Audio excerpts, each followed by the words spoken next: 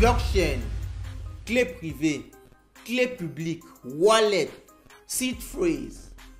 On entend chaque jour parler de ces termes-là lorsque l'on lit un article autour de la blockchain, lorsqu'on souhaite effectuer un investissement, lorsque l'on souhaite tout simplement s'informer sur les crypto-monnaies. Mais beaucoup de personnes ne connaissent pas exactement ce que ça signifie. Et surtout, quel rôle joue chacun de ces éléments. Dans cette vidéo, loin bien sûr de vous faire une définition littérale en définissant chaque terme, clé privée c'est ceci, clé publique c'est ça, non. On va essayer dans un discours logique de définir ces éléments-là de façon ramassée et surtout d'identifier le rôle de chacun dans un écosystème entier. On parle aujourd'hui des fondamentaux de la blockchain. Allons-y.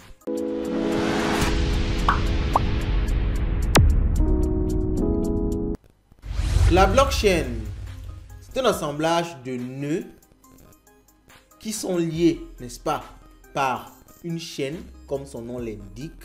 Alors, on le comprend bien, c'est une analogie qu'on parle de chaîne, parce que c'est dans un ordinateur, il n'y a pas vraiment une chaîne là, qui est là à prendre un bloc et à le relier avec un autre bloc. Non. La liaison qui fait, n'est-ce pas, cet aspect chaîne là, c'est un code de hachage qui est partagé d'un bloc à un autre. Donc, le bloc suivant a le code de hachage du bloc précédent. C'est ça qui fait en quelque sorte que les blocs soient liés dans le sens d'une chaîne. Alors, ayant posé, n'est-ce pas, ce concept-là de blockchain, le deuxième élément qui nous intéresse ici, c'est wallet. Déjà, avant de parler de wallet, il faut comprendre que il y a plusieurs blockchains. Mais globalement, c'est toujours un assemblage de blocs là liés par une chaîne. Il y a la blockchain Bitcoin, la blockchain Solana, la blockchain Ethereum et beaucoup d'autres. Lorsque nous avons une blockchain, pour pouvoir accéder à la blockchain, vous devez avoir sur cette blockchain-là ce qu'on appelle un wallet. On va voir ici un wallet comme, on voit ici un wallet comme un récipient. Ce récipient-là est là pour contenir, n'est-ce pas, votre crypto-monnaie. Ok? Et la clé de ce récipient-là, c'est ce qu'on appelle une clé privée. Votre clé privée vous permet d'ouvrir votre wallet pour peut-être envoyer de la crypto-monnaie à quelqu'un d'autre. Donc, quand on a déjà placé cette image, qu'on a fixé, n'est-ce pas, ce scénario, lorsque vous voulez déplacer de la crypto-monnaie, vous prenez votre clé privée, vous ouvrez votre wallet qui est sur une blockchain pour pouvoir l'envoyer à quelqu'un d'autre. Mais maintenant, sur ce wallet-là, sur ce coffre, parce qu'on a bien dit, le wallet c'est le récipient, c'est le coffre. La clé privée, c'est la clé qui vous permet d'ouvrir votre wallet pour enlever la crypto-monnaie et envoyer à quelqu'un. Pour envoyer cette crypto à quelqu'un d'autre, il faut que vous ayez l'adresse de où se situe son wallet. On se comprend? Vous devez avoir l'adresse de où se situe son wallet. C'est donc là qu'on parle de clé publique ou alors d'adresse publique. Et c'est tout simplement l'adresse que vous donnez à quelqu'un lorsqu'il veut vous envoyer des bitcoins, des Ethereum. C'est de ça qu'il s'agit. En fait, on parle d'adresse publique. Et l'adresse publique d'une personne est liée à sa clé privée. Parce qu'il faut bien que lorsqu'on amène à l'adresse publique, qu'on sache que cette adresse publique-ci, c'est bien pour envoyer dans ce wallet-là. C'est pour mettre, n'est-ce pas, dans ce wallet-là. Ok? Donc, c'est globalement ça, le principe de base de la blockchain. Maintenant, lorsque l'on parle de seed phrase, vous allez souvent entendre parler de recovery phrase, seed phrase. De quoi il s'agit? La seed phrase, c'est tout simplement un moyen mémotechnique, donc un moyen de rétention de votre clé privée. C'est tout simplement ça. Lorsque vous êtes sur la blockchain Bitcoin, vous pouvez avoir une seed phrase, ça veut dire vos 12 mots. Vos 12 mots vous permettent, n'est-ce pas, de retenir votre clé privée. Parce que vous pouvez bien voir qu'elle est très compliquée à retenir de par sa structure, chiffres, lettres mélangées. Personne ne peut retenir ça.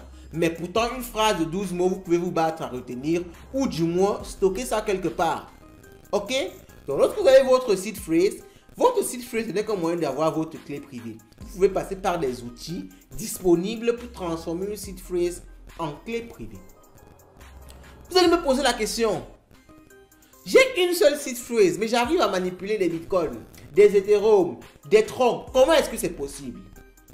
Tout simplement parce qu'il y a des malins qui ont permis d'avoir des seed phrases qui génèrent plusieurs clés privées sur différentes blockchains. Donc, des outils comme Trust Wallet, comme MetaMask, vous donnent une seed phrase. Cette seed phrase-là vous permet de générer des clés privées.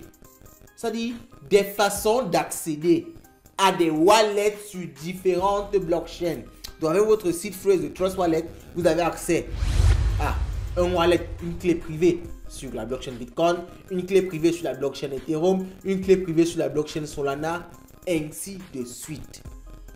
Donc, quand vous avez une seed phrase d'un multi-wallet, cette seed phrase-là vous permet de générer plusieurs clés privées sur différentes blockchains. Il faut bien le comprendre. Chacune de ces clés privées, c'est un accès à une blockchain en particulier. Ça veut dire que vous avez la capacité, en principe du moins, ok, vous avez cette capacité-là de partir sur Trust Wallet, de récupérer juste la clé privée, ok, la clé privée du wallet Bitcoin générée à partir de la seed phrase de Trust Wallet, et à partir de ce wallet-là, à partir de cette clé privée-là, vous pouvez aller sur un autre wallet Bitcoin, l'intégrer et manipuler votre crypto de la même façon, parce que comme je l'ai dit tout à l'heure, la clé privée c'est juste une clé qui vous permet d'ouvrir ce coffre là qui est sur la blockchain Bitcoin. Le coffre même est sur la blockchain, ok, le coffre est sur la blockchain Bitcoin et la clé privée ce n'est que cette clé qui vous permet de l'accéder. Alors il faut bien comprendre qu'il y a les seed phrases des wallets simples, c'est-à-dire que vous pouvez avoir une seed phrase 12 mots, 24 mots, 25 mots sur la blockchain Bitcoin.